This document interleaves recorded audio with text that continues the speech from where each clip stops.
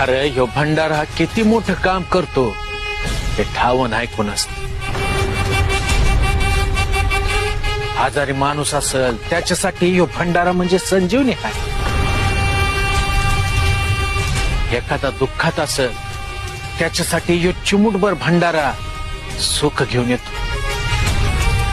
ज्याच्यासाठी समद्या वाटा बंद झाल्या आहेत त्याच्यासाठी ह्यो चिमुटभर भंडारा यशाचं महाद्वार उघडतो. आणि ह्या भंडाऱ्याला हळकुंडाच्या रूपात मॅच तयार केलं आहे. म्हणून असं वाटतं याचं मोल समजायला पाहिजे.